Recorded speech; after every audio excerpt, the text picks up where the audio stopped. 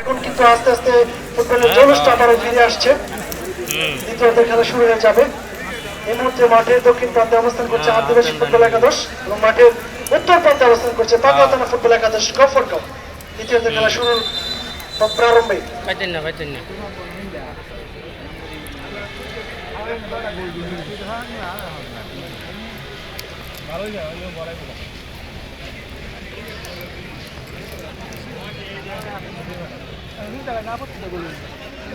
প্রথম থেকেই কিন্তু চমৎকার আক্রমণ ছিল, কিন্তু কোনো ব্যালিং গোলে দেখা পায়নি এবং শুরু হয়ে গেছে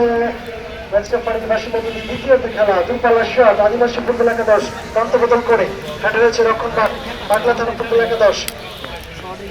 সেখান থেকে পাগলা থানা ব্যাক পাস 14 নম্বর উদ্দেশ্যে বাড়িয়েছেন, চমৎকার পাস, চমৎকার রিসিভ 14 নম্বর থেকে আবারও পাগলা থানা 13 নম্বর আবেল অবৈধভাবে আক্রমণ,